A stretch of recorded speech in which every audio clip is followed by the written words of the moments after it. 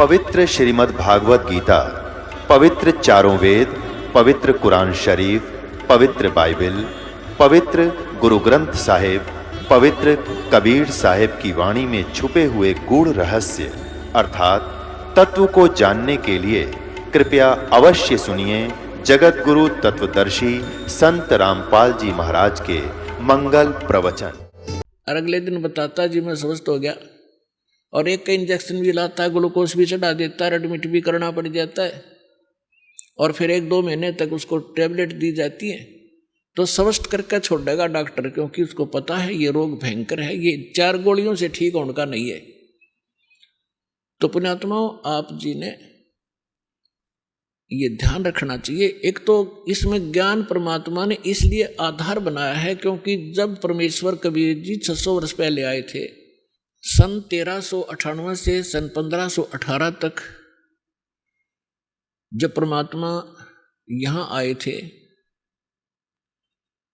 तो उन्होंने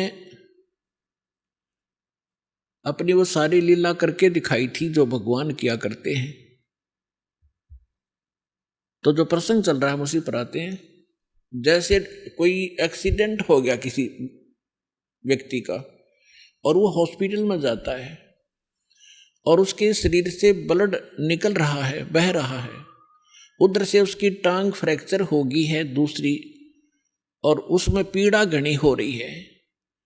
अब वो डॉक्टर को वो चिल्लाता हुआ तो जा ही रहा है। डॉक्टर ने देखना है कि पहले इसकी टांग का दर्द ठीक करना है या ब्लड रोकना है। वो ब्लड को रोकेगा कि ब्लड बह गया तो फिर यह टांग भी चली जाएगी। अब पहले वो ब्लड जो बह रहा है उसको रोकने की चेष्टा करेगा, टांग में बेसिक दर्द बना रहे। वो टांग जीवन नाशक नहीं हो सकता, टांग का दर्द। इसलिए डॉक्टर पहले उसको रोकेगा जो जीवन नाशक है इसका, फिर धीरे धीरे उसका टांग का भी ट्रीटमेंट शुरू होगा। इसी प्रकार आप जो उद्देश्य लेकर आते हो और वो पूरा ना होता है, तो परमात्मा ने हमारे को ये ज्ञान दिया। जब परमात्मा 600 वर्ष पहले आए थे, 120 वर्ष रह के गए थे, सन 1398 से सन 1518 तक 120 वर्ष।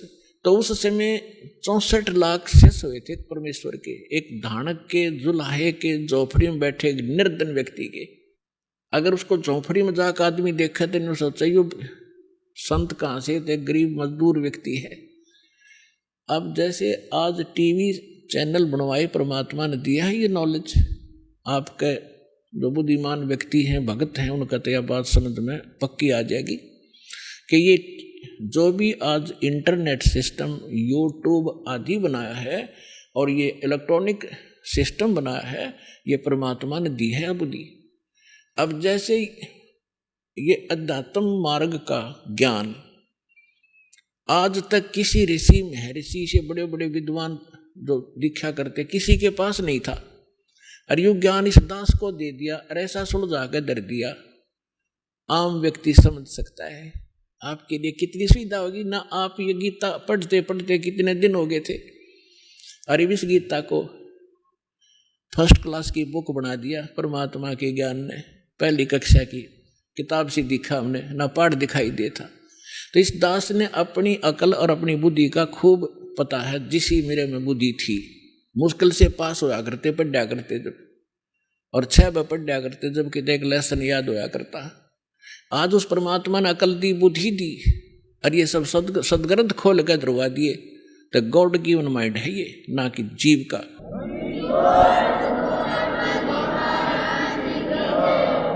और ठीक इसी प्रकार ये जो कुछ भी आज आप ये जिसको वैज्ञानिक तरक्की मान रहे हो, ये गॉड कबीर गिवन है आपके लिए, अपनी प्यारी आत्माओं को अपनी महिमा और अपनी जानकारी, अपनी पहचान बताने के लिए, कि ताकि ये मुझे समदरिया तो पीछा छुटवावें।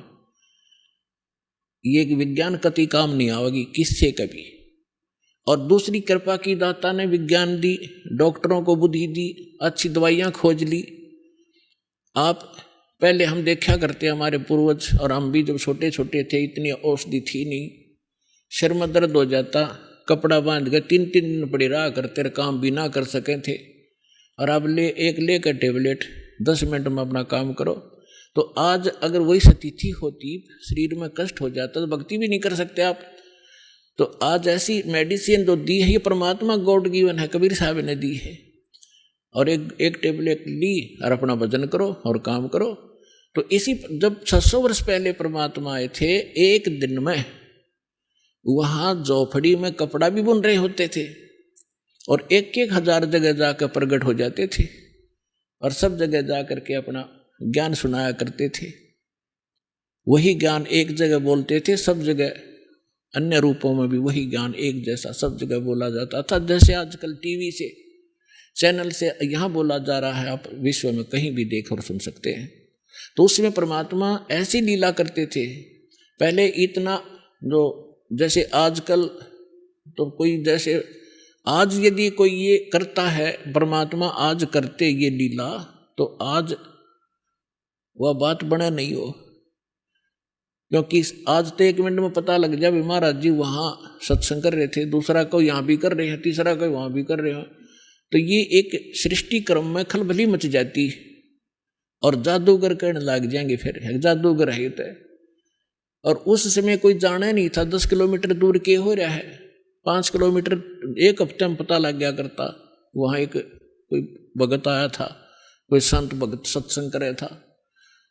तो आज परमात्मा ने अब ये तरीका अपनाया आपके लिए।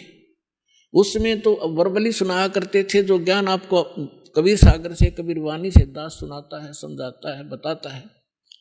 लेकिन वो नकली संत परमात्मा के इस ज्ञान को नकारा करते थे कि झूठ बोला है, कुछ नहीं जानता, दाने का दुला है, शूद्र है, ये संस्कृत पढ़ नहीं सकता, संस्कृत तो ब्राह्मण लोग पढ़ते हैं। तो इन नकलियों की दाल गली रही। और उस समय परमात्मा के 64 लाख से सोना, आज से 600 वर्ष पहले पूरे इंडिया की 4 करोड़ आबादी नहीं होगी। और उस समय इराक, ईरान और जो पश्चिमी और पूर्वी पाकिस्तान, बलोचिस्तान, अफगानिस्तान और गजनीव तक ये सारा भारत था। और सारे भारत में 4 करोड़ आबादी नहीं होगी उस समय। और उस समय 64 लाख से सो जाना एक दानक जो लाए के, क्या वो मानुष था या कि कवि था? वो समर्थ शक्ति थे, वो कबीर भगवान थे। तो उस समय परमात्मा ने ज्ञान यही दिया, लेकिन ज्ञान कम, हम समाधान ज़्यादा चाहते रहे। तो जो भी परमेश्वर के आता था शरण में, कबीर साहिब की में, तो उसी को सुख होता था, क्योंकि ये परमात्मा है, ये हमारा पिता है और ये हमारे दुख को देख नहीं सकता और समर्थ है। अब जैसे कोई बालक है, बच्चा है, और किसी भी कारण से उसने कर्जा सिर पर कर लिया और पिता के पास सामर्थ्य है और वो पिता के पास आता है, पिताजी ऐसे ऐसे हो गया, तो वो कहेगा बेटा आगे गलती नहीं करेगा, ले ये तेरा कर्जा मैं तार देता हूँ।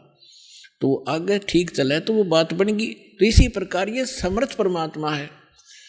जो भी परमेश्वर की शरण में आते थे सब सुखी हो जाते थे। ऐसे 64 लाख शेष बन गए।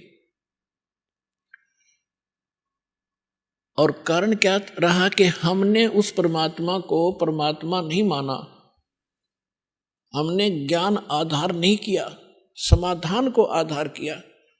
और जब सुख होते चले गए, फिर वो बकवाद हमारे मन में फिर घर कर गई, जिस कारण से हम 64 लाख के 64 लाख यहीं फिर भटकते रह गए, पार नहीं हो पाए।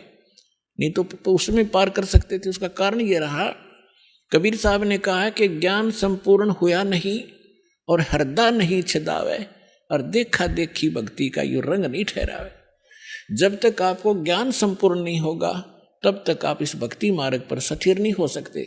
आप डगमग हो जाओगे। कोई भी बीच में आकर आपको भ्रमित कर देगा, नहीं आप इधर गलत जा रहे हो, अब इधर चलो, आपकी दिशा आपको दिग्भ्रष्ट कर देगा। तो फिर पता नहीं, अब जाना था पूर्व में और चला भेज दिया उत्तर में, तो बहुत दूर चले जाओगे। ऐसे हम भटकते रहे।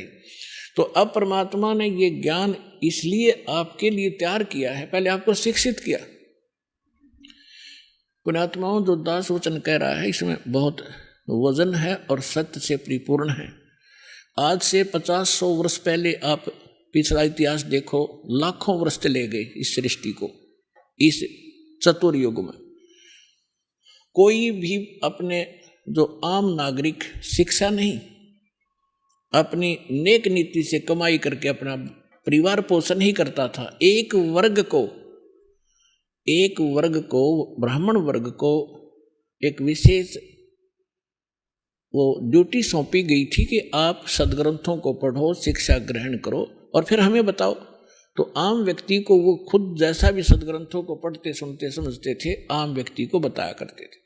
वैसे थोड़ी बहुत शिक्षा होती थी, लेकिन उसके लिए एक सिंपल सा ही ज्ञान आधार बनाया जाता था। ये आजकल की जो शिक्षा नहीं थी। तो आप देख रहे हो कि हमारे दादे परदादे 7 पीढ़ी का तो मुझे याद है कि कोई भी अक्षर ज्ञान नहीं रखता था हमारी का, और सब सुखी थे, ठाठ से रहते थे, नेक नीति से रहते थे, कोई कष्ट नहीं आते थे, ना इस तरह की माया की हवस थी जो आज लागी आग। तो परमात्मा ने अब आपको इसलिए शिक्षित नहीं बनाया था कि यह बेईमान बना देती है। ये शिक्षा आपके अंदर अभिमान पैदा कर देती है। थोड़ा सा कोई पोस्ट प्राप्त कर लेता है, कोई अधिकारी बन जाता है, काख फूल जाती है उसकी, अरकल न द्रंग मार जा, पैरालाइसिस हो जा, मुंह मगमाखी बने और लकड़े, कहाँ गई वो बकवाद। तो जब तक जीव को अपने औकात का पता नहीं लगेगा, ये ठोकर पर ठोकर खाओगा। और सबसे बड़ा दुख और सबसे बड़ा बाधक भगवान के मार्ग में अभिमान होता है। तो इसलिए इस ज्ञान शिक्षा परमात्मा ने अब मजबूरन देनी पड़ी आपको कि आपको चाहे कितने सुख दे देते यहाँ पर वाला स्थलों का आश्रम में, और आपको ज्ञान नहीं होता, आप फिर भी यहाँ से भाग जाते। अब पहले आपको ज्ञान से रंगा जाता, आपको इसलिए बुलाया जाता है कि आप रह कर यहाँ आए, और आपको यहाँ आने से बहुत लाभ होता है। आप जैसे आप सत्संग के लिए तैयारी करते हो, 4-5 दिन पहले तो अपने घर की सेटिंग करने लग जाते हो कि मैंने 2-3 दिन सत्संग में जाना है। तो वो भी आपके पुण्य शुरू हो गए, भगवान के लिए ही आपने किसी कोई भी सेटिंग की। फिर यहाँ आते हो, यहाँ तो दंडवत प्रणाम करते हो, 2 पैसे दान भी करते हो। ना तो ये पैसा कितने डॉक्टरों का लगाओ, ना कोई लेकर ना दे, वो लेकर भाग जाता, या कहीं और कोई पशु बिगड़ जा, या कोई और बिजनेस में हानि हो जाती, वो पैसा आपके पास नहीं रहना था। और इस दान करने से आपकी हानि में भी बचाव होगा, आपके पुण्य साथ बनेंगे। और ये ज्ञान यज्ञ रूपी सत्संग से आपको ओत प्रोत किया जाता है। तो ये सब प्रकार के पुण्य 5 यज्ञ आपसे करवाई जाती है। आपको यहाँ बुलाने का उद्देश्य ये है कि आप इस ज्ञान से को समझें और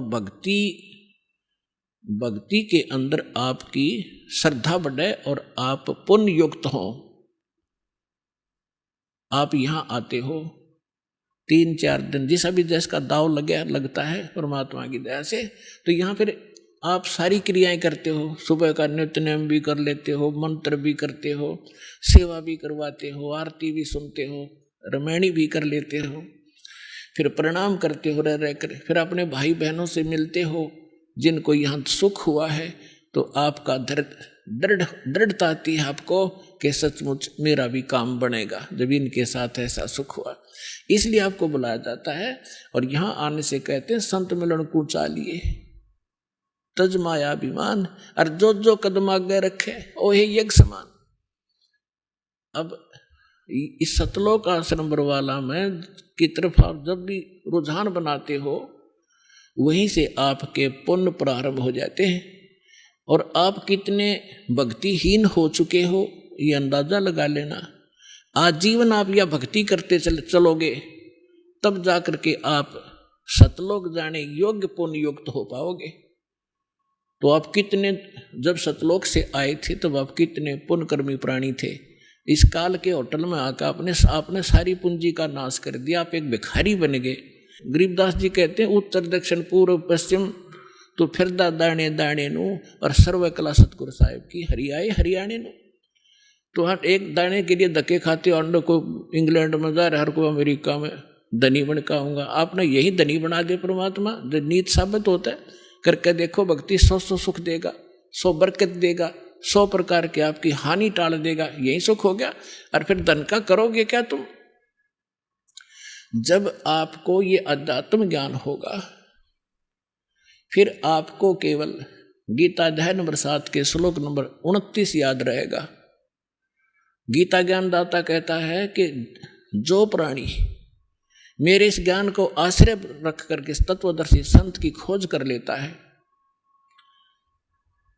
जिसने तत्वदर्शी संत मिल गया, मेरे इस ज्ञान को आश्रय कर लिया, तो फिर वो जो व्यक्ति जरा और मरण से छूटने के लिए प्रयत्न करते हैं, इस संसार की किसी भी वस्तु की वो इच्छा नहीं रखते।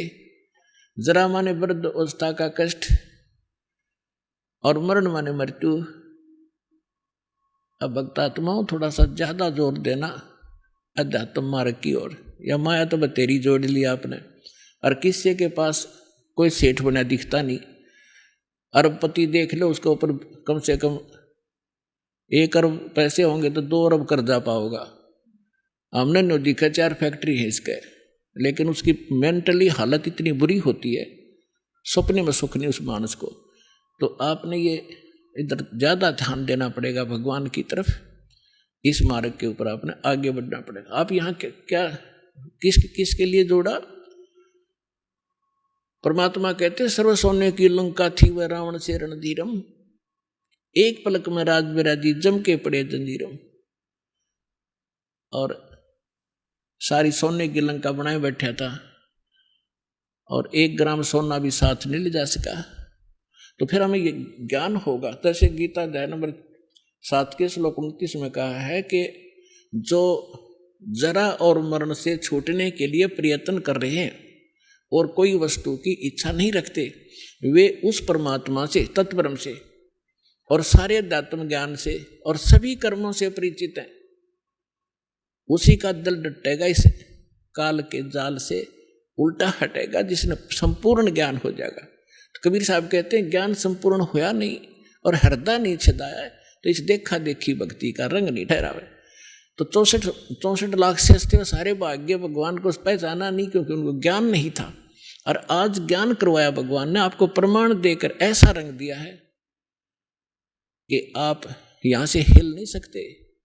आपको ये स्थान बरवाला ऐसा दिखाई देगा जब आपकी बुद्धि ठीक काम करेगी और ज्ञान आधार बन जाएगा। बंदी छोड़ दयाल जी तुम तक हमारी दौड़े, जैसे कागज जहाज का अब सूझे और न ठोरे। जैसे पुराने समय में समुद्री जहाज होते थे, उसमें कोई ऐसा दिशा सूचक ऐसे होते थे टेम्परेरी से, नॉर्थ साउथ पोल ही बताने वाले, तो वो लेकर जहाज लेकर चल देते थे रात शाम के समय। और जहाज में कौवा बैठ जाता था कि रात्रि में सुबह उठेंगे, सभी खाना खाएंगे, कुछ टूक बाहर डाल देंगे। जहाज के अंदर ग्राउंड भी होता है, तो वह कौवा इस लालच में बैठकर चला जाता है। रात्रि में 200-250 किलोमीटर जहाज समुद्री निकल जाता है। तो वहां जाने के बाद सुबह होता है, तो होता था तो ड्राइवर जो होते थे इसके चालक जहाज के, वो ये चेक करना चाहते थे सुबह उठ करके हमारी दिशा ठीक है कि नहीं, क्योंकि जो दिशा सूचक होते थे नॉर्थ साउथ वाले जो चुंबकीय, तो कई बार चुंबकीय चट्टानों से डिस्टर्ब हो जाते थे। उसको जांच करने का उनका एक मोटा सा तरीका अपना रखा था कि कौवे को उड़ा देते थे, उसको उड़ने के लिए विवश कर देते थे। जो जहाज पर बैठ कर चला गया उसको डले डुले मार कर उसको विवश कर देते थे उड़ने को। तो कौवे के अंदर एक ऐसी कला दे रखी है भगवान ने कि उसको ये वो दिशा भूल नहीं पड़ती जिस दिशा से वो चला था, तो वो फिर अपने घर की तरफ ही उड़ता है सीधा स्ट्रेट। तो जिससे वो जहाज के चालक तो अपने उस इंस्ट्रूमेंट की जांच कर लेते, सही है या गलत है, गलत है तो सेट कर लेते अपनी दिशा जहाज की। और थोड़ी देर में वो कौवा उड़ के थोड़ी बहुत दूर जाता, 1000-2000 फुट, फिर उसको कहीं स्थान नहीं दिखता कहाँ तक उड़ के वो जाकर बैठे। अंत में वापस उड़ अड़ा के वापस आके उसको जहाज ही दिखाई देता, उसकी जान बचाने वाला, नहीं तो जहां बैठे हुए डूब कर मरने वाला समुद्र ही समुद्र था। तो वापस आकर उसने जहाज पर ही शरण लेनी पड़ी और स्थान कहीं उसको दिखाई नहीं दिया जहां उसकी जान बच सके। तो परमात्मा कहते हैं जब आपको ज्ञान हो जाएगा आप ये कहा करोगे, बंदी छोड़ दयाल जी तुम तक हमरी दौड़े, जैसे काग जहाज का अब सूजत और न ठोरे। अभी तक तो ये नकली कोई कुछ कह देता है, कोई कुछ कह देता है, लेकिन जब आपको ज्ञान हो जाएगा आप उनकी नहीं मान सकते, वो चाहे आपकी ना मानो। तो प्रसंग चल रहा है, परमात्मा आपको ज्ञान देते हैं, आपको ज्ञान से परिपूर्ण किया जाता है। यहाँ बुला करके प्रोजेक्टर बनवाए भगवान ने, टीवी चैनल बनवा दिए, मोबाइल दे दिए अपने बच्चों के लिए बनवा के। अपने आत्माओं पूरी पृथ्वी उस परमात्मा के बच्चे हैं, और परमात्मा ने कहीं से भी ये खोज कराई, चाहे अमेरिका वालों से, चाहे जर्मनी और जापान वालों से, इंग्लैंड वालों से, तो ये सारे विश्व के काम आई। जो भी वर्तमान में जो आप देख रहे हो, ये जिसको वैज्ञानिक तरक्की मानते, तरक्की। अब यहाँ विचार करने की बात है कि परमात्मा के सब बच्चे हैं और अपने ही बच्चों से वो अपने ही बच्चों के लिए अपनी बुद्धि देकर उनको सब कृतार्थ करते हैं। तो ये सारा कहीं से भी परमात्मा ने दया बख्शी। आज देखो परमात्मा का सामना आपने सत्संग सुना था कि परमेश्वर ने 600 वर्ष पहले कहा था कि कलयुग जो 5500 वर्ष बीत जाएगा, 5505 बीत जाएगा, तब तक स्टार्ट होगा मेरे वाला जो कार्य है, और उसमें अपना दास भेजूंगा और उसके पास वो सत मंत्र, सतनाम और सारनाम होंगे, जिसको प्राप्त करके पूरा विश्व पार करेगा, सारी सृष्टि विश्व पार होगा और सारी सृष्टि के प्राणी नाम दीक्षा लेंगे और भक्ति करेंगे, मोक्ष प्राप्ति करेंगे। अब देखो अभी तक आप जहाँ भी जाते हो, किसी ऑफिस में जाइए, रिश्तेदारी में जाइए, तो सब जगह अपने व्यवहारिक बातें आपको सुनने को मिलेंगी। और कोई राजनीति की बातें कर रहा है, कोई गपोड़ मार रहा है, कोई ताश खेल रहा है, कोई कुछ कर रहा है। तो ये सब प्रकार की, जैसे आप किसी भी उसमें जाकर देख लिया क्षेत्र में, सारा हाहाकार मच रही है, राम का तो नाम भी नहीं रहा। ठीक है, कहीं विशेष कोई अनुष्ठान कर लिया जाता है, उसमें मत्था टेक आए, प्रसादा छक आए और बस मौज मान ली, हम सोचा हो गया, भक्ति इतनी होती होगी। नहीं, कबीर साहब कहते हैं कि जिन हृदय सा सुमरिया ताको तैसा लाभ, ओसा प्यास ने भाग ही जब लग दसे नहीं आब। ओस के चाटने से प्यास समाप्त नहीं होती, उसके लिए तो गट 2-3 गिलास पीने पड़ेंगे जब तृप्ति होगी। तो पहले हम दान करते थे, 100 रुपया डाल देते गीता, तब बड़ी खुशी मनाते थे, बहुत बड़ा दान कर दिया। 5.25 का प्रसाद जिस दिन बांट देते बूंदी का, तो नहीं सोचा करते आज तक कमाल हो गया, ये कोई धर्म था? ये तो ओस चाट रहे थे हम। अब हम गिलास के गिलास पीने लगे, यहाँ दान करते हैं बच्चे। और कबीर साहब कहते हैं धर्म तो 10 का नहीं, 10 का माने नाश नहीं होता धर्म का, चाहे 10 के 3 लोक, और खैरायत में खैर है कीजिए आत्मपोख। गुरु बिन माला फेरते, गुरु बिन देते दान, गुरु बिन दोनों निष्फल हैं, चाहे पूछो वेद पुराण। यानी कुपात्र को दिया हुआ दान भी व्यर्थ जाता है, सुपात्र को दिया हुआ दान 1000 गुना होकर आपको प्राप्त होता है, और आपके पुण्यों में भी वो काउंट लिखा जाता है। तो जो प्रसंग चल रहा है हम वहीं आते हैं कि जब तक ज्ञान संपूर्ण नहीं होगा तो आप इस भक्ति मार्ग पर चल नहीं सकते। तो परमात्मा ने दया बख्शी है, जैसे पूरी सृष्टि नाम लेवेगी। अब दीक्षा कैसे लेगी? अब सबके विचार आप देख लो। दास को बिटर एक्सपीरियंस है इस भक्ति मार्ग पर चलने का। शुरुआत की अपने घर से, कोई नहीं माने, सारे उल्टे पड़े, तू कहाँ से ये ज्ञान ले आया, तेरा दिमाग घूम गया, सारे एक तरफ उठ कर चले जा। फिर कोई रिश्तेदार आ जाए, उससे बताने लगूं, क्योंकि ज्ञान ऐसा है ना जाने कितना बता दूं। फिर नो कहने लगे भाई वो तो पागल हो लिया रामपाल, तो उड़ जाइयो ना, बैठ जा 2 घंटे उठने देता ना। तो कहने का भाव ये है कि आज आपके साथ, सबके साथ ऐसे ही बना है। पर प्रारंभ में किसी ने आपको ज्ञान सुना है तो आपको जची नहीं। आपको कोई सीडी दे गया है, आपने सीडी सुन ली लगातार, क्यों? सीडी एक ऐसा माध्यम है, आपने ले ली, या टीवी चल रहा है, ये चैनल से कोई सत्संग सुन रहा है, तो वहां श्रोता सुन सकता है, वाद विवाद नहीं कर सकता उसके साथ। और वाद विवाद करके आदमी उस निष्कर्ष तक पहुंचे नहीं पाता जहां वक्ता पहुंचाना चाहता है। तो परमात्मा ने दया बख्शी कि टीवी के सामने बैठ कर चाहे कितना ही कुछ सोचता रहे कि झूठ बोला है, झूठ बोला है, और जब प्रमाण सामने आएंगे, अगर वो बीच में ही वाद विवाद हो जाए, आमने सामने बैठे होते तो बीच में वाद विवाद कर देता है, क्या ले रहा, उठ कर चला जाता। फिर उसने उसमें देखते देखते देखते सारे प्रमाण मिल गए, तो जो उसके अंदर डाउट थे वो समाप्त हुए। तो इसमें टाइम बहुत लगे है, तो प्रत्येक एक भगत को यहां आने में इतना समय लगता ही लगता है। तो अब क्या होगा?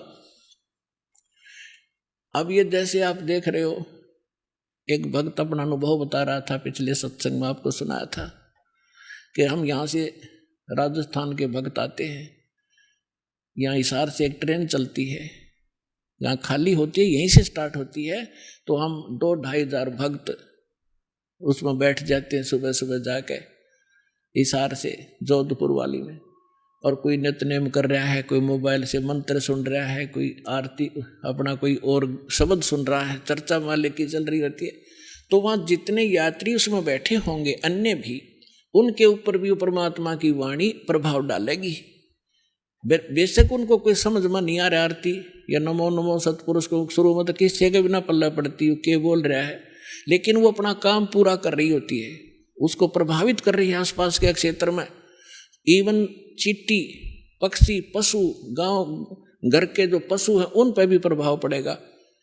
और इस वाणी के सुनते उनको शीघ्र ही, क्योंकि भगत के घर में पशु पक्षी जीव जंतु जो भी होंगे उनका भी उद्धार ही होगा।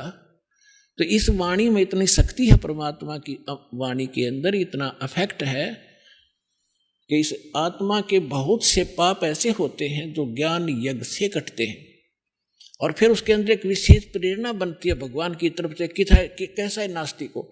अब नास्तिक कैसे है? जैसे ये आत्मा पाप कर्मों से मूर्छित पड़ी है। अब जैसे किसी को सर्प डस जाता था, अब उसको एक गारडू होता था, विष उतारने का वो मंत्र सिद्ध कर लेता था। ये आध्यात्मिक जो विज्ञान है ये सबसे उत्तम है। अभी तक आपने देखा होगा कोई झाड़े झूड़े ला दिन छोटा मोटा बुखार उतार देते हैं, तो ये इस तरह की क्रियाएं हैं, लेकिन ये भक्ति ये तो एक अंश मात्र है। और भक्ति जब सत्य साधना आपको मिल जाएगी, किसी चीज की जरूरत नहीं पड़ा आपने, ना झाड़ियाँ की, इस परमात्मा की भक्ति में सारी शक्ति है, सारा कुछ अध्यात्म मार्ग इसमें है। अब जैसे किसी ने कोई मंत्र सिद्ध कर लिया, आपका मंगलाचरण है जो हम आपको देते हैं, सबसे पहले इसको बोला जाता है। ये मंगलाचरण सब मंत्रों का मूल मंत्र है, चाहे किसी झाड़े ला लो, लेकिन आप झाड़ा मत लगाना।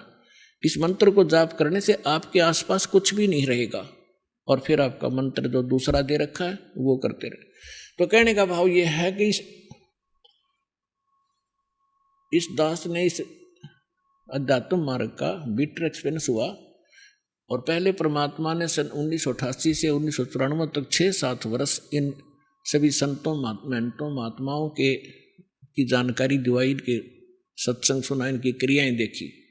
तो सुनने को मिला कि गरीबदास जी संत था, उसने गरीबदास जी के ग्रंथ में एक शब्द है, घट ही अंदर गारडू धोखे मर गईया, सार शब्द चीन्या नहीं और कोई भेद ना लैया। ये 5-7 लाइन है, उसने उसको सिद्ध कर लिया 1000 बार 2000 बार पढ़ के। तो उसमें शक्ति आ गई कि सर्प किसी ने डस जा, वो ये मंत्र बोल देता, मन मन में बुदबुदा देता, उसका जहर उतर जाता, जीवित हो जाता था। वो उसी से प्रभु पाक गया, संत कहा गया। और हम इस वाणी ने रोज पढ़ना तो यह आत्मा के सारे जहर तार देगी। जैसे गारडू अपना मंत्र बोलता है और जिसको सर्प डस गया, मूर्छित पड़ा है, वो ना उस मंत्र को सुन रहा है ना समझ रहा है, लेकिन वो मंत्र अपना काम कर रहा है। उसने उस विष को उतार दिया, विष उतरते ही वो चेतन हो गया, जीवित हो गया, मूर्छा उसकी खत्म हुई तो अपना सुचारू काम करने लग गया। इसी प्रकार आपकी सभी की आत्माएं इस अज्ञानता से और इस पाप कर्मों के विष से अचेत होगी है। जो मूल काम था उसने भूल कर और कुछ कर रहे हैं। तो ये वाणी जो आपको दी जा रही है, ये सारे विश्व में फैलेगी और सब पर प्रभाव डलेगा। चाहे कोई ना सुन रहा है, ना समझना चाहता है, घर में चला है और सदस्य नाम नहीं ले रखा, कुछ दिनों में देख लेना वह भी नाम लेंगे, क्योंकि उनके वो विष उतर जाएगा जो पाप कर्मों का, उनका धीरे धीरे कम होगा और वो फिर उनमें एकदम प्रेरणा बढ़ेगी। अब जैसे खेत में हमने देखा ये ट्रैक्टर वाले ऊंचे शोर में ऐसी बेहुदी भजन गाने रागनी वो गाते हैं, ट्रैक्टर चलाते हैं, और वहाँ पर भगवान के भक्त अपना कान में लीड ला के और कोई मंत्र सुन रहा होगा या कोई शब्द सुनेगा, ट्रैक्टर चलाते चलाते नित्यनेम कर रहा होगा और सुन रहा होगा, मजदूरी करते करते भी आप ये कर रहे होंगे। और ऐसे भक्त का बोया हुआ बीज भी जो भी आम समाज खावेगा उसको भी प्रभाव डालेगा। एक समय की बात है कि एक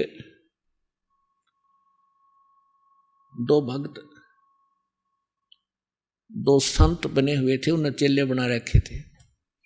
अब थोड़ा बहुत अध्यात्म ज्ञान इनको होता है तभी तो ये थोड़े बहुत आम समाज के अंदर पूज्य हो जाते हैं। तो वो दो संत थे। एक संत कहने लगा चल मेरे शिष्य हैं वहां चलते हैं, वो दूसरा भी साथ चला गया। तो जिसके वो जाकर रुके उस बहन ने नाम ले रखा था, दीक्षा ले रखी थी। उसके घर उसकी बहन आई हुई थी, उस बहन की बहन, और उसकी बहन की लड़की विधवा हो गई थी और वो बहन बड़ी टेंशन में थी। तो जो उपदेश प्राप्त थी उस बहन को जो अनुपदेशी थी उससे कहा कि बहन रोटी बनवा दे, मेरी मदद कर दे, खाना बनवा दे, साधु संत आ रहे हैं।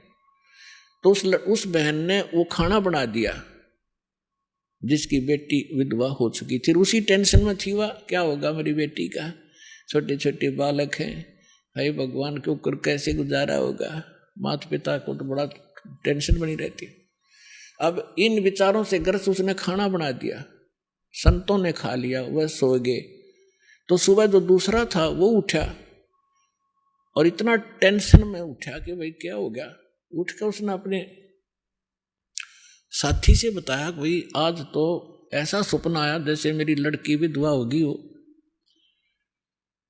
और उसका क्या होगा, मतलब बुरी तरह तड़फड़ा था। आँख खुली जब चैन हुआ है तो बुद्धिमान था, उसने कहा अपने मित्र से कि क्या इस परिवार में किसी को कोई आपत्ति है। तो बोला जी मन ने भी नहीं पता करता हूँ। उसने अपनी शिष्या बुलाई कि बेटी आपकी कोई तकलीफ है किसी प्रकार की, कोई लड़की को हानि होगी है। तो वो कहने लगी जी मुझे तो कुछ है नहीं, आपकी कृपा से मेरी बहन आई हुई है, उसकी लड़की विधवा होगी, अभी 10 से 15-20 दिन हुए हैं और वो आई थी। तो उस संत ने पूछा क्या खाना किसने बनाया महाराज, कि उसी ने बनाया था। अपने आत्मा उस बहन के द्वारा बनाया गए भोजन में भी वो विचार प्रवेश हो गए और उस संत के ने खाया उस पर भी प्रभाव डाला उसने। तो इसी प्रकार अब ये अच्छे वचन, अच्छे ज्ञान, अच्छी वाणी जो भी जैसे कोई कहीं भी क्रिया कर रहा है तो उसी के अंदर प्रवेश करेगी। जैसे कोई सेठ है बैठे बैठे मंत्र कर रहा है और काम क्या वहाँ पर वाणी ला ले अपने भगवान की, दुकानदार है या कोई किस मजदूर है और कहीं भी जो कार्य करता है अपना, तो वहाँ क्या होगा कि उस सामान के ऊपर भी इसका प्रभाव पड़ेगा, जो और खरीद कर ले जाएंगे उन पर भी असर होगा। तो इस प्रकार हमारे जो सभी की आत्माओं पर पाप कर्मों का विष चढ़ने से मूर्छित पड़ी है या जागेगी और फिर भजन में लगेगी। तो इस प्रकार इस परमात्मा का जो ये इंस्ट्रूमेंट बनवाने का जो उद्देश्य था, प्रयोजन, ये कोई ऐसे नहीं है। नहीं तो इसके अंदर सारी बकवास देखें, जब तक ये ज्ञान नहीं होता, कोई फिल्म देख रहा है, कोई और बकवास देख रहा है, कोई खेल देख रहा है, और अब ये ज्ञान होने के बाद कि ये बकवास छोड़ के इसमें भगवान देखो, परमात्मा का नाम सुनो, ज्ञान सुनेंगे, तो यही इंस्ट्रूमेंट जो दुरुपयोग करके हमारा जीवन नाश कर रहे थे, ये हमारे जीवन को सफल करेंगे। तो परमेश्वर आपको क्या बताना चाहता है दास परमेश्वर के इस ज्ञान के माध्यम से, कि आप यहाँ जिस दिन से दीक्षित हो जाते हो, आपका वो एक मानुष जन्म प्रारंभ होता है। उससे पहले आप मनुष्य शरीर अवश्य था, लेकिन कर्म मनुष्य के नहीं थे। सभी सद्ग्रंथ, सभी संत और खुद परमात्मा आकर बताते हैं कि परमात्मा इस मनुष्य जीवन की प्राप्ति आपको केवल परमात्मा प्राप्त करने के लिए और जरा और मरण के संकट से छुटवाने के लिए ही प्राप्त होता है। आपको ज्ञान संपूर्ण होता नहीं, और संसारिक लोगों से जो ट्रेनिंग आपको मिलती है उसमें दृढ़ हो ही जाते हो। कोठी बना ले बेटा, उस लड़के ने देख ले थोड़े से दिन हुए नौकरी लगा था और 2 कोठी बना ली, तो हमारे वो इंजेक्शन लग जाते हैं, हम फिर वही टारगेट लेके आगे चलते हैं नौकरी में या कोई बिजनेस में। कोठी बनाऊं, प्लाट लूं, कार लूं बढ़िया सी, और 1 मिनट में मृत्यु हो जाती है और कोठी कार धरी धराई रह जाती है। कबीर साहब कहते हैं, राम नाम कड़वा लगे, राम नाम कड़वा लगे, ये मीठे लगे दाम, दुविधा में दोनों गए, भाई माया मिली ना राम। पुणात्मा, इस अध्यात्म मार्ग से जब आप परिचित हो जाओगे, आपको कोई किसी प्रकार की भी शंका, डाउट नहीं रहेगा। जैसे आपको ज्ञान वही होता है, प्रमाण वही होते हैं, उदाहरण वही होते हैं जो रह रहकर पूरे वर्ष सुनाए जाते हैं, और आपकी आत्मा को ये ज्ञान और ये प्रमाण कितनी बार सुने उतनी बार अच्छे लगते हैं, तो आप स्वस्थ हैं। और जिसको ये महसूस होता है कि ये सत्संग तो मैंने पिछली बार भी सुना था, ये बात सुनी थी, तो ये आपकी कमजोरी है, आपके कोई वीकनेस आत्मा में आ चुकी है। जैसे एक स्वस्थ व्यक्ति होता है, वो सुबह खाना खाता है, रोटी वही होती है, थोड़ी बहुत दाल सब्जी में बेशक फर्क हो जाए, अंतर हो जाए, और सुबह खाना खाया और शाम को वही रोटी फिर रखी है और आपको रुचि नहीं बन पा रही है, तो आप अस्वस्थ हो गए हो। और यदि आपको वही रोटियां फिर उसी तरह रुचिकर लग रही हैं, तो आप स्वस्थ हैं। और दिन में 3-3 बार खाते हो, रुचिकार लगती हैं, तो आप स्वस्थ हैं। इसी प्रकार अब ये ज्ञान वही है, और जितनी बार सुने और जितनी बार ये आपको, उतनी ही बार आपको ये अच्छा लगना चाहिए, तो आप स्वस्थ हैं। अन्यथा आपको फिर कोई पाप कर्म ने घेर लिया। अब जैसे रोगी व्यक्ति है और वो भोजन प्रतिदिन खाता है 2-2, 3-3 बार, और जब निरोग होता है, अब रोगी व्यक्ति हो जाता है वो, तो उसको एक समय भी 1 ग्रास भी खाने की रुचि नहीं रहती। कारण क्या हुआ कि उस रोग ने उसके शरीर की व्यवस्था खराब कर दी। जो मीठी वस्तु थी, खाने योग्य पदार्थ थे, वो भी कड़वे लगने लगे। उसका तरीका क्या है?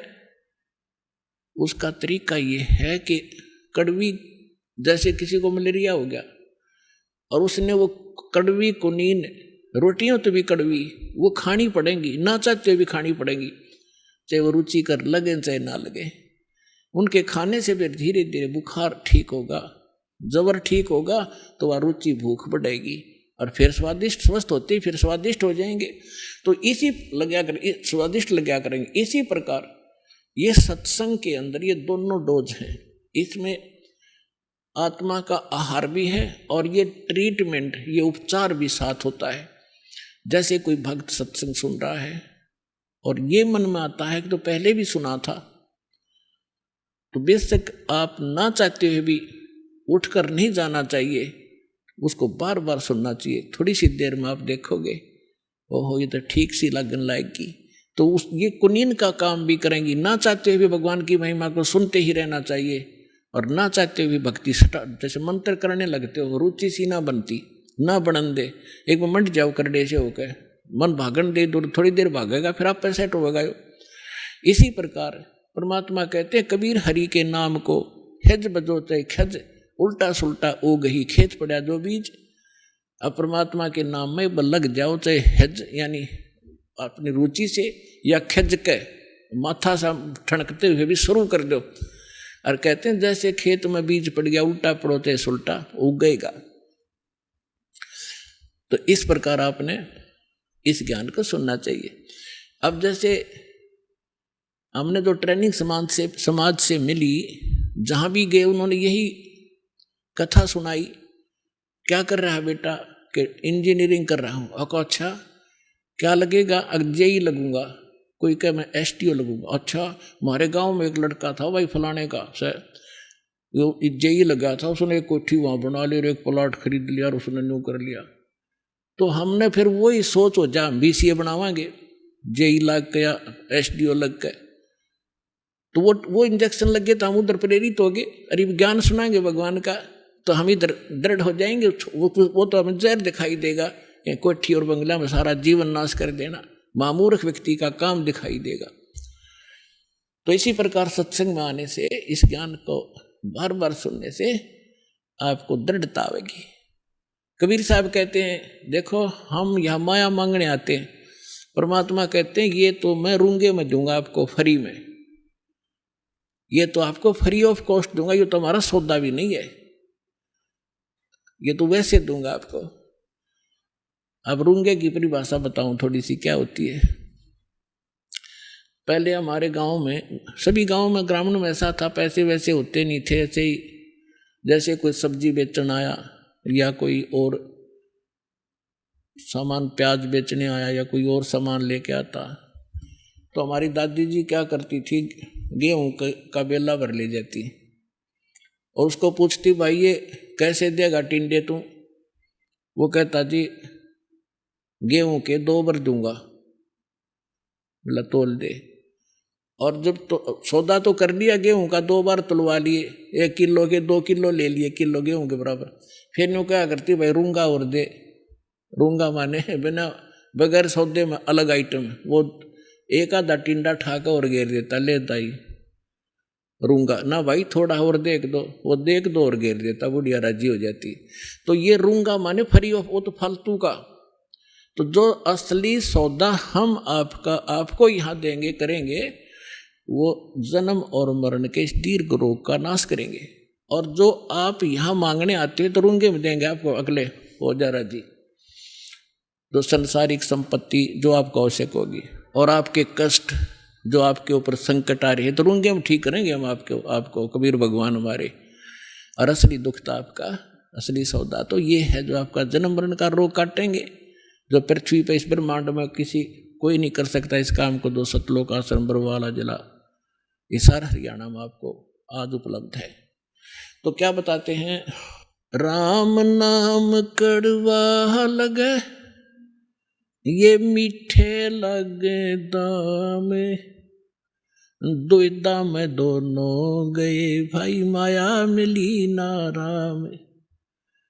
अब इन्हीं इंजेक्शनों से प्रभावित व्यक्ति, एक बार ये दास मेरे पूज्य गुरुदेव जी के सतलोक गमन के उपरांत उनके आदेशानुसार दीक्षा नाम सत्संग करने लगा।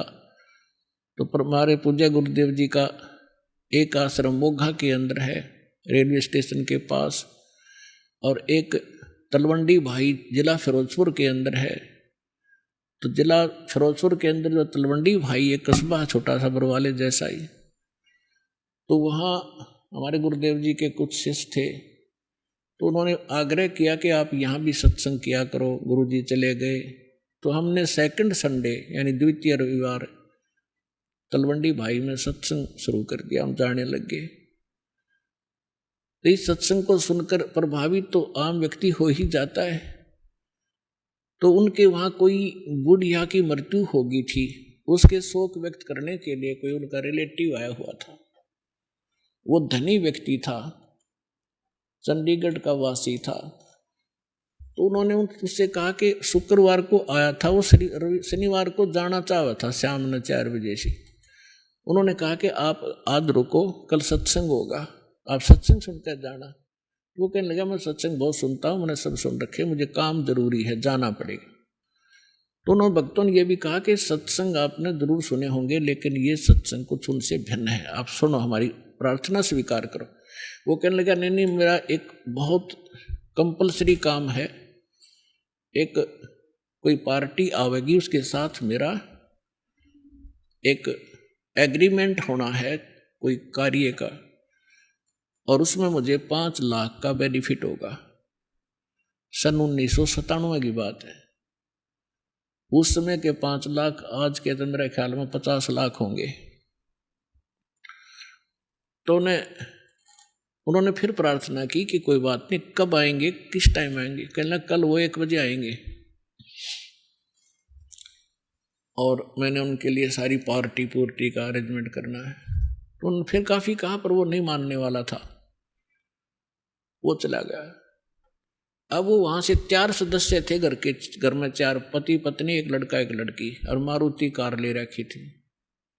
चंडीगढ़ के पास आकर एक ट्रक खड़ा, थोड़ा सा अंधेरा हो गया, आगे एक ट्रक खड़ा था बजरी का भरा हुआ, उसके पिछले व्हील निकाल रखे थे चारों और जैक ला रखा था। अब उसने तो 5 लाख घूमे थे माइंड में, कुछ भी ना दिखा था, स्पीड पूरी कर रहा। वो ट्रक के नीचे घुस गई वह कार, वो जैक कट गया और लोडी ट्रक बजरी का भरा उनके ऊपर पड़ गया। चारों के चारों 8-10 स्पॉट मर गए। अब चाट ले उस 5 लाख के बेनिफिट ने, सिर पर धर ले, पको ठीक गई, और पता नहीं कहाँ भूत बने अंडेगा। तो पुण्यात्माओं, परमात्मा के इस ज्ञान को आधार बनाओ। ये बातें कहने सुनो की नहीं, ये कर पाड़ने की हैं। राम नाम कड़वा लागे, ये मीठे लगे दामे, दुविधा में दोनों गए, भाई माया मिली ना राम।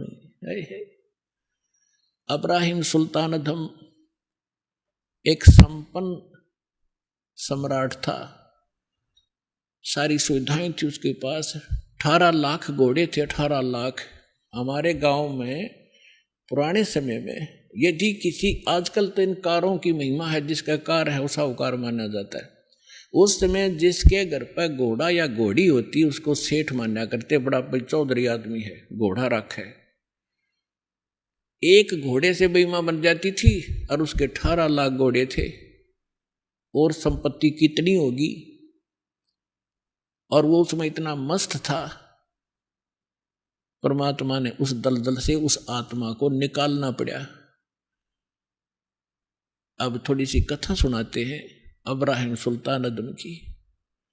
एक अब्राहिम सुल्तानदम नाम के मुसलमान बादशाह थे इराक के अंदर। एक बल्ख नाम का उसकी राजधानी थी, शहर था, और ये बहुत संपन्न राजा था। ये पिछले जन्मों का परमात्मा का प्यारी आत्मा थी। कबीर साहब कहते, जो जन मेरी शरण है ताका हूँ मैं दास, और गेल गेल लाग्या फिरूं जब तक धरती आकाश। कितने दयालु मालिक परमात्मा की आप कभी ना कभी शरण में अवश्य रहे हो पुण्यात्माओं। ना सतलोक आश्रम वाला में आप नहीं आ सकते। परमात्मा ला रहे हैं आपको 100 कारण बना के, भटक तो वो रहे हैं आपके लिए। किसी अपनी प्यारी आत्मा को भेजते हैं, कोई संदेश देते हैं, कोई पंपलेट के माध्यम से आकर्षित होता है, कोई पुस्तक से, कोई टीवी देख करके खिंचा आ रहा है। तो ये सारा साधन ये परमात्मा आपके लिए करवा रहे हैं। आप कभी ना, आप वही 64 लाख में से हो जो सबसे पहले ही आएंगे।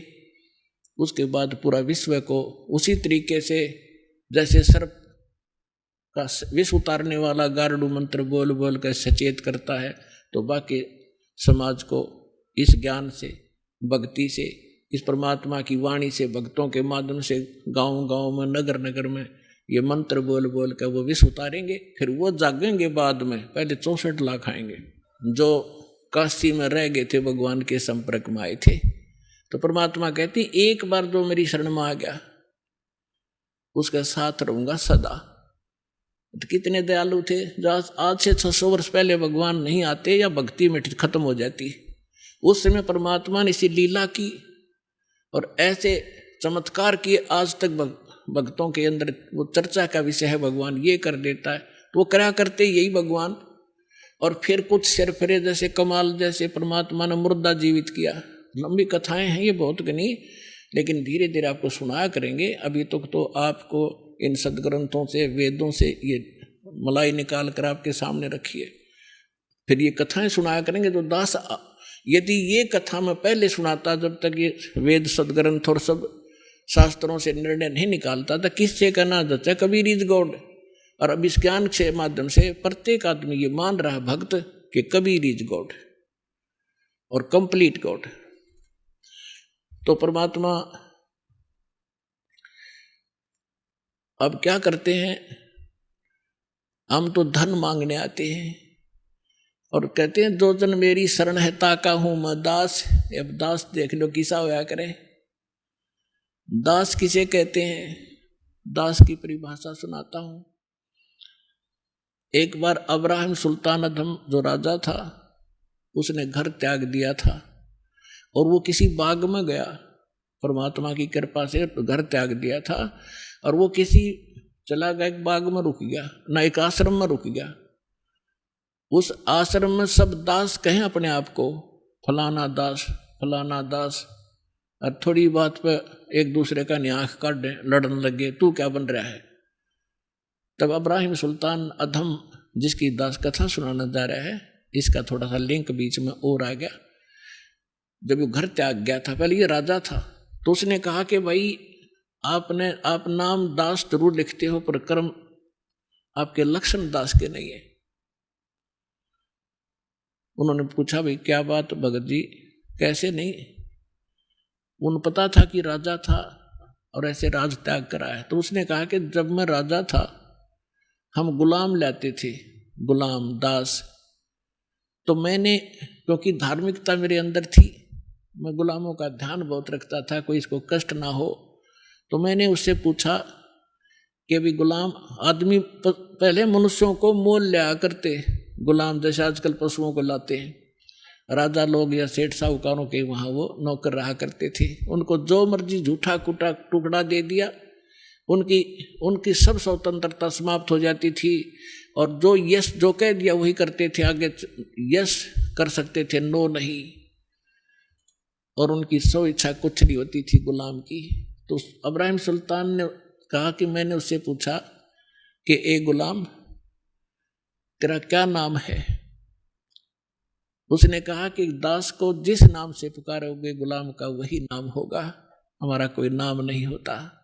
कोई बुंडा सुंडा गुंडा कुछ भी कहना, हाजिर खड़ा पाऊंगा। आपको कौन सा भोजन रुचिकार है। कहने लगा दास की कोई इच्छा नहीं होती, जो झूठा कुठा दोगे हम उसी में संतुष्ट होते। तो पुण्यात्माओं कहने का भाव ये है कि वो दास और अपने मालिक के सामने जो आज्ञा होते ही सब कुछ लिए खड़ा रहता है, उसको दास कहते हैं। तो कबीर साहब कहते हैं कि जो जन मेरी शरण है और ताका हूं मैं दास, और गेल गेल ला गया फिरो जब तक धरती आकाश। अब दास आपको सुनाना चाहता है कि अब्राहिम सुल्तान अधम पहले सतयुग से ही चली हुई आत्मा आ रही थी, और फिर वो सम्मन नाम का एक मनियार बना। फिर वही व्यक्ति पार ना होकर के भक्ति कुछ करता रहा मालिक के साथ रह के।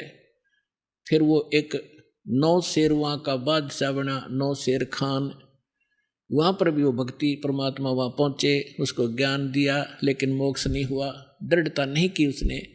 आइए अब हम उन श्रद्धालुओं के अनुभव जानते हैं जो जगत गुरु तत्वदर्शी संत रामपाल जी महाराज जी से दीक्षा प्राप्त कर चुके हैं तथा उनके द्वारा बताए गए भक्ति मार्ग पर चल रहे हैं। नमस्कार सर। नमस्कार सर क्या नाम है आपका? मेरा राजेंद्र सिंह सुपियाल। राजेंद्र जी आप कहाँ से हैं? मैं उत्तराखंड के अल्मोड़ा डिस्ट्रिक्ट के बाड़ीछाना कस्बा पड़ता है, वहाँ से बिलोंग करता हूँ। राजेंद्र जी, संत रामपाल जी महाराज से नाम दीक्षा आपने कब ली? सर मैंने सन 24 सितंबर 2013 को मैंने संत रामपाल जी महाराज से नाम दीक्षा ली। संत रामपाल जी महाराज से नाम दीक्षा लेने से पहले आप क्या भक्ति साधनाएं करते थे? भक्ति में शिव जी की साधना करता था। बस शिव जी के ही जो मंत्र हैं, ओम त्र्यंबकम यजामहे सुगंधिं पुष्टिवर्धनम उर्वारुकम मृडानां मृत्युर्मुक्षीयमामृतम् अक्षय, यही जप करता, ओम नमः शिवाय का जाप करता था। तो फिर क्या कारण बना कि आप संत रामपाल जी महाराज की शरण में आए? एक दिन ऐसा हुआ कि मेरे पिताजी की तबीयत बीच में ख़राब हो गई थी। मैं दिल्ली एम्स ले गया उनको। 1-2 महीने के बाद जब उनका स्वास्थ्य ठीक हो गया तो मेरे घर वालों ने कहा कि भाई तुम तो करते अपने देवी देवताओं की पूजा करूँगा, बैसी लगाऊंगा, जागर की पूजा करूँगा, ये करूँगा वो करूँगा। तो मेरी वाइफ ने कहा कि भाई तुम कुछ करते क्यों नहीं हो? तो मैं अपने हमारे गांव में शिव जी का मंदिर है, वहाँ मैंने एक गेट बनाया, उसमें घंटी चढ़वाई। घंटी चढ़वाने के उपरांत लोगों ने कहा भाई तूने बहुत अच्छा काम किया है, कुछ यहाँ पर एक रामायण कर ले, अखंड रामायण कर दे। मैंने कहा यार इतना कौन मैनेज करेगा? ये दारू वारू के शौकीन थे। लोगों ने कहा कुछ पार्टी कर ले, तो मैं तो 3-4 हज़ार रुपये दे दिया उनको। तो बैठे तो सब लोगों ने बधाई दिया, तुमने बहुत बढ़िया गेट बना दिया, ये है वह करके। तो हमने भी लगाई, दारू वारू पी के हमें घर को चले गया। तो मैं उस दिन जब बहुत अपने अंतरात्मा से खुश हुआ कि मैंने भगवान के लिए कुछ किया। बट जिस उस दिन ऐसा हादसा हुआ कि मेरे साथ कि मेरे कहीं से साधना चैनल लग गया। साधना चैनल लगने पर संत रामपाल जी महाराज ने कहा कि कौन ब्रह्मा का पिता है, कौन विष्णु की माँ, शिव जी का दादा कौन है, हमको दे बता। कृपया यह सत्संग सुनने के, प्रवचन सुनने के लिए संत रामपाल जी महाराज के प्रवचन सुनिए। लेकिन मुझे बहुत गुस्सा आया कि हमारे भगवान शिव जी को एक संत कह रहे हैं कि उनके दादाजी कौन है। तो मेरा जो नशा था वो तो मैं ख़त्म हो गया, लेकिन मैं सुनने लग गया उसको। संत रामपाल जी महाराज को सत्संग सुना जब 6 महीने, तो दास के कहने से रहा नहीं गया, मैं सीधे बरवाला चले गया। अल्मोड़े से बरवाला जाने में 5 दिन लग गए। पूरे रास्ते पर शराब पी 5 दिन में हम अल्मोड़े से हम सतलोक आश्रम बरवाला में गए। वहाँ संत रामपाल जी महाराज से 24 सितंबर 2013 को हमने नाम दीक्षा ली। संत रामपाल जी महाराज से नाम दीक्षा लेने के बाद क्या आपको कोई लाभ भी मिले? जी हाँ, काफ़ी लाभ मिले। मैं ब्लड प्रेशर की गोली खाता था डेली, वो मेरा बंद हो गया, मेरा ब्लड प्रेशर नॉर्मल आ गया। सर हम सुबह 9 बजे जब हम घर से निकलते थे तो हमारा बाड़ीछाना पड़ा पड़ता था, वहाँ एक क्वार्टर तो हम हमारे लेते थे। उसके बाद दिन भर का पूरा हमारा ये सिस्टम चलता था कि हम पूरा शाम तक हमारी 1 बोतल 1.5 बोतल हो जाती थी। 11 बजे रात हम वापस घर पहुंचते थे। पूरे घर वाले हमसे परेशान थे, माता पिता हमसे बड़े रुष्ट थे, मेरी वाइफ बहुत परेशान थी। लेकिन मालिक की ऐसी रजा हुई संत रामपाल जी महाराज की कि 24 सितंबर के बाद मैंने आज तक न बीड़ी को हाथ लगाया, न सिगरेट पिया, न गुटखा खाया, न शराब पिया। सर संत रामपाल जी महाराज से नाम दीक्षा लेने के बाद आपको बहुत सारे लाभ मिले। तो जो दर्शक आज आपको टीवी पर देख रहे हैं और वो भी संत रामपाल जी महाराज से नाम दीक्षा लेना चाहते हैं तो कैसे ले सकते हैं? आज पूरे हिंदुस्तान में जो है जितने भी स्टेट हैं, हमारे स्टेट के हर जिलों में जो है नामदान केंद्र खुले हैं। टीवी में पीली पट्टी आती है, उसमें आश्रम का नंबर है। और आप जो भी भक्त, जो भी जन उस नंबरों पर फ़ोन करके जो भी भगत आत्मा, जगत आत्मा नाम लेना चाहते हैं तो उसमें उन नंबरों में कॉल करके नाम दीक्षा ले सकते हैं। धन्यवाद जी। सर